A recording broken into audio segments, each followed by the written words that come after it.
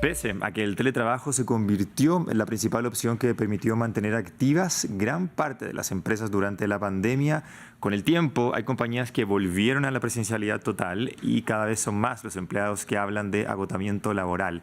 Para discutir este tema, quiero presentar a Laura Camacho, ella es CEO de Reset Now, expertos en la prevención del burnout o síndrome de agotamiento laboral a nivel personal y organizacional, y también Laura es especialista en prevención y gestión del estrés crónico laboral, health coach y burnout coach. Marta, bienvenida. No, Laura, bienvenida a Directo América de France 24. Muchas gracias, Francisco. Me quedé pegado con Marta de revista de prensa. Con esas noticias, por supuesto. Exactamente. Vamos a hablar entonces del burnout ahora, Laura. Este agotamiento es algo de lo que antes no se hablaba mucho. ¿Qué es lo que ha cambiado hoy en día? Bueno, la verdad es que el agotamiento laboral es tan antiguo como la revolución industrial. Sin embargo, solo hasta el año 2019 la Organización Mundial de la Salud lo integró como una enfermedad laboral. Entonces, la información que tenemos previa al 2019 sobre estrés crónico y el impacto del estrés crónico en las organizaciones, pero como síndrome de agotamiento laboral o burnout solamente lo tenemos documentado desde el 2019. Ahora, gracias a la pandemia que puso este mundo al revés, este tema volvió a la mesa de discusión. Y la razón por la que ahora está tan documentado es probablemente también porque han aparecido más casos que se han comenzado a documentar y personas, me imagino, que han acudido a pedir ayuda. Sí, totalmente. Hoy las cifras que maneja la Organización Mundial de la Salud es que prácticamente 1 de cada 2 colaboradores a nivel mundial están experimentando estrés crónico y por lo tanto están siendo expuestos a desarrollar el síndrome de agotamiento laboral. Lo que hubiéramos esperado es que después de la pandemia esta tendencia hubiera bajado, pero la realidad es que se mantiene alrededor del 40%. ¿Cuáles son los síntomas del agotamiento laboral crónico o de un burnout? Bueno, tiene 3 fases o 3 momentos. La primera es una sensación de agotamiento físico, mental y emocional, en el cual las personas básicamente no pueden con su vida. Son esas personas que amanecen cansadas, que les cuesta trabajo concentrarse, empiezan a aparecer ciertos síntomas físicos como los dolores estomacales, las erupciones en la piel, la fatiga crónica, pero hasta ahí hubiéramos podido decir que la persona está estresada o cansada. ¿Cuándo empieza a determinarse que hay un síndrome de agotamiento laboral? Cuando empieza la segunda fase, y es la fase que llamamos la fase de la apatía, y es cuando la persona empieza a desconectarse emocionalmente de lo que hasta ese momento había sido importante. Entonces empezamos a ver ese tipo de comportamientos de falta de interés en lo que está sucediendo, y la persona empieza a faltar, a no estar, ¿no? Entonces, en el ámbito laboral son aquellas personas que antes eran súper participativas y ahora simplemente no participan, se aíslan, no ponen sus puntos de vista sobre la mesa, simplemente se desconectan.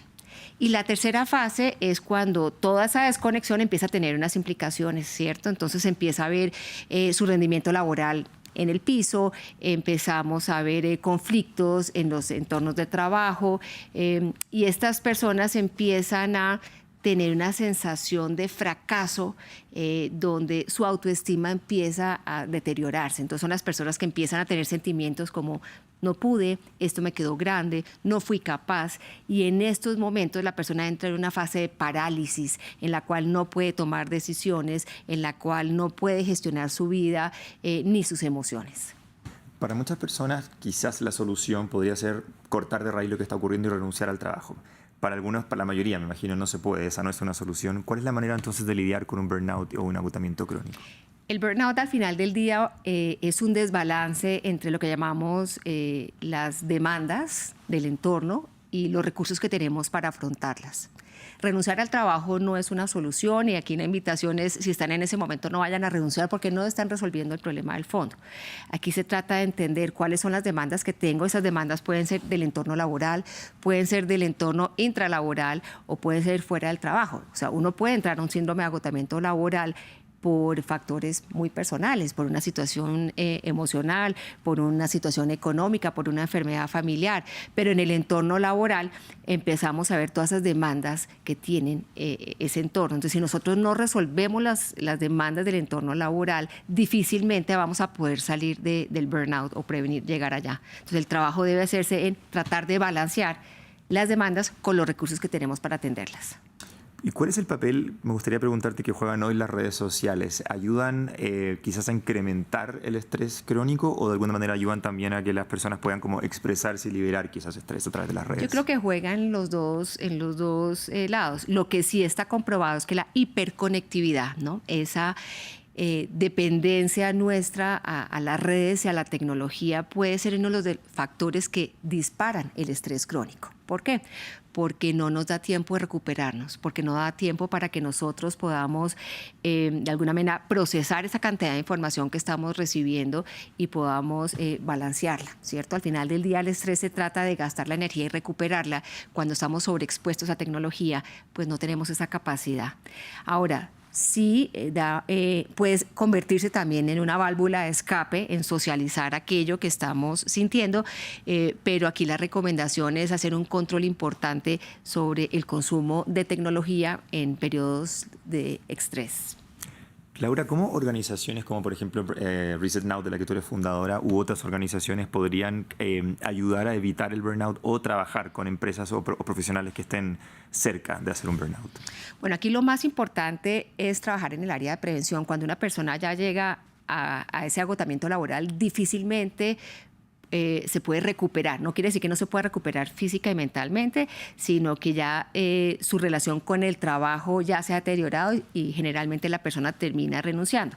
Entonces hay que trabajar en el área de prevención. ¿Qué hacemos nosotros? Nosotros tenemos unos instrumentos para medir los niveles de riesgo que hay y ayudar a las organizaciones a entender cuáles son esos detonadores de estrés crónico que se están generando en el entorno laboral. Sabemos que el entorno laboral no puede permear la parte personal del trabajador o del colaborador, pero sí tiene una incidencia gigantesca en lo que puede hacer dentro del entorno laboral. Entonces trabajamos identificando esos detonadores y a partir de esos detonadores interviniéndolos oportunamente. Ahora, aquí hay un papel fundamental, es el rol que juega el líder o el jefe.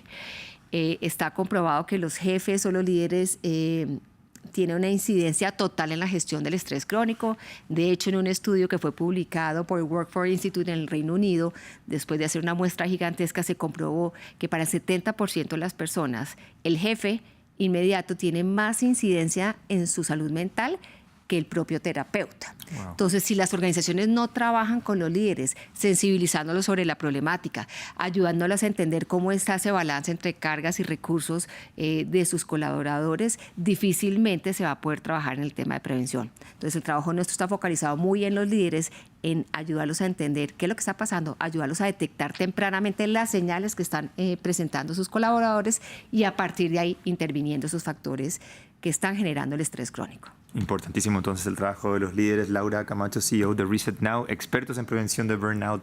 Muchas gracias por estar con nosotros respondiendo a estas dudas. Muchas gracias, Francisco. Bien, nosotros hacemos una nueva pausa en Directo América. Continúen con nosotros, ya regresamos.